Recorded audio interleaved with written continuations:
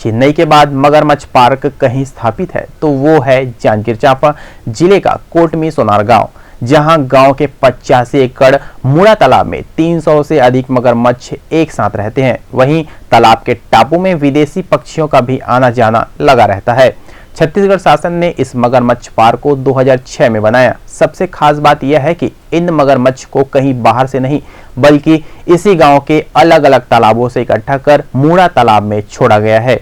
देखिए हमारी ये खास रिपोर्ट। जांजगीर चांपा जिले के कोटमी सोनार गांव को मगरमच्छ ने अलग ही पहचान दिलाई है। इस गांव में मगरमच्छ कब और कहां से आए इस बात की जानकारी किसी को नहीं है, लेकिन गांव के प्रदीप सोनी बताते हैं कि गांव में लगभग दर्जन भर से अधिक तालाब हैं, जहां लोगों का निस्तारी भी होता है। वहीं इन सभी तालाबों में मगरमच्छ भी वास करते आ रहे थे। कभी कोई जनहानि नहीं हुई।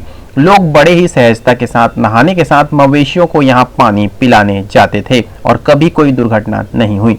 लेकिन 2005 में मगरमच्छ ने एक बच्ची को अपना शिकार बनाया और लोग दहशत में आ गए, जिसके बाद वन विभाग ने राज्य सरकार को मगरमच्छ की जानकारी दी और मगरमच्छ अभ्यारण्य की शुरुआत हुई। पुराने जमाने से लेकर अब तक कोटमी सोनार गांव के लोग मगरमच्छ को आस्था के साथ देखते हैं। गांव के दिनेश सिंह बताते हैं कि यहां इंसान और मगरमच्छ एक दूसरे के पूरक थे। जिस तालाब में लोगों का गुजर बसर होता था उसमें मगरमच्छ भी बड़ी सहजता के साथ रहते थे।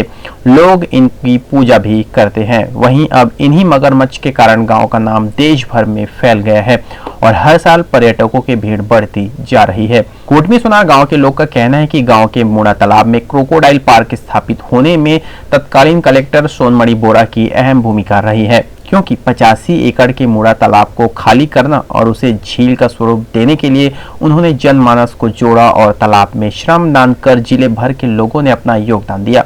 जिसके बाद गांव के युवाओं को क्रोकोडाइल रेस्क्यू के लिए प्रशिक्षण भी दिलाया गया और उन्हीं प्रशिक्षित युवाओं ने गांव के तालाबों से 100 मगरमच्छ को रेस्क्यू कर मुड़ा तालाब में शिफ्ट किया और जालीदार तार से घेर कर उन्हें बाहर निकलने से रोका।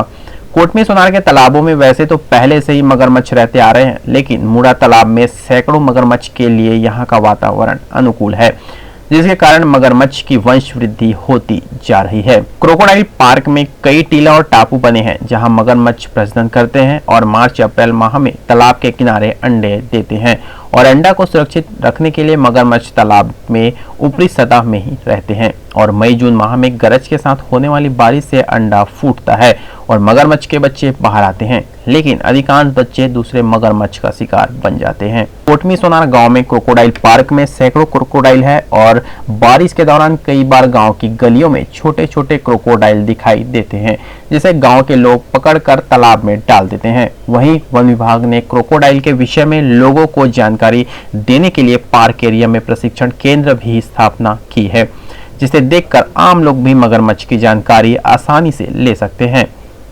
ग्रैंड गुम्बद न्यूज के लिए जांजगीर चांपा से मनीष शर्मा की रिपोर्ट।